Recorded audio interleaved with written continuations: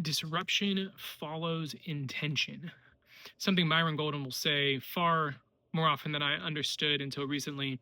This idea that when you choose to change, you choose to do something new, like myself, I am kind of changing from doing the problem solving for other people to helping people become problem solvers.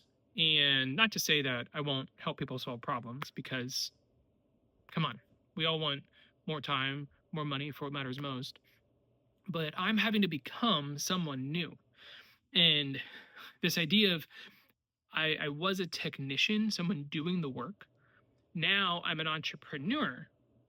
So the work I now do is building a business. And that's one of those things that is a whole new skill set. And I'm finding every time, most times, that I step towards becoming this new thing, it's hard. I have this intention to do this. And you've probably experienced that too. And then it hits you, your intention, you're moving forward, and you just get hit. Disruption follows intention. And so for the past 2, 3 weeks, I've been experiencing that.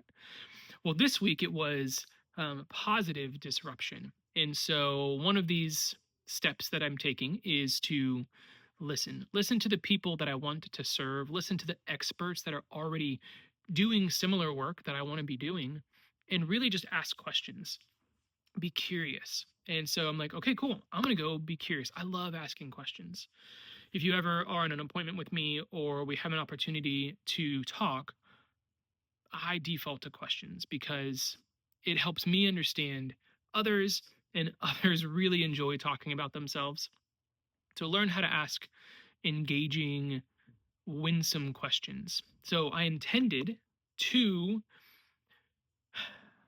do interviews and talk to people, and it worked.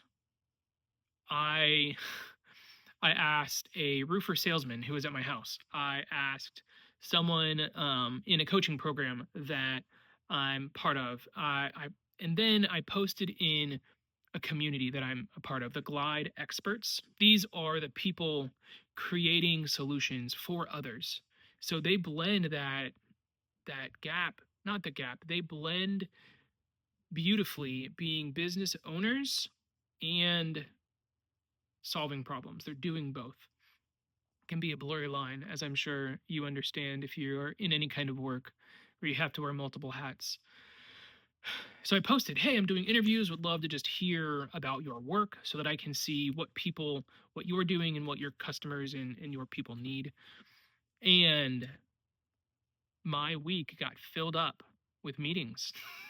So one, I want to interview people so that I can just understand. And then two, turn it into content. I'm going to have a podcast coming out, and wow, I have no time to edit and even really digest all of the content. So it's this like, oh, it's a good disruption. And I said thank you to some people, and then more people wanted to talk. So I'm learning so much. One of my biggest takeaways from this week is often those that are doing the work and helping people, they wrestle with being priced out, in all honesty. This tension of, I have a great, valuable product or service, but people don't want to pay money for it.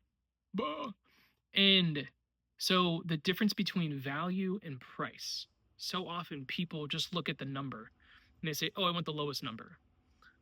Well, getting the lowest number often comes with getting the lowest quality.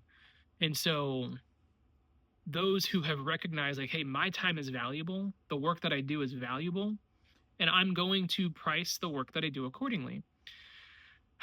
It's a hard balance. And so helping people, the people doing the work, to communicate value in a way that the people hearing these opportunities will say yes to.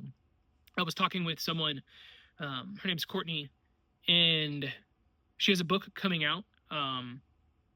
You are the sum of your most recent 2 moves, or you are the sum of your last 2 moves. And we're talking about kind of some of my frustrations and hardships in what do I do? That age old question. Um, she said it really well. She said, you want to educate your customers, your clients, so that they can become better customers. Well, what do you mean? They become better customers. Well, when our customers, when our clients, when the people we are serving and helping, when they recognize the amount of work, the amount of knowledge, the amount of wisdom that someone has to have in order to do that thing really well, they will pay money for it. And so I'm now starting to question and ask other people, okay, what makes your customers a better customer? Do they need to know something more? Do they need to try it themselves? If we could give them kind of these like bricks that they can lay out, are they going to realize, man, laying bricks is hard? It's a lot of work. And so they become better customers because they understand the value that we bring as guides and experts.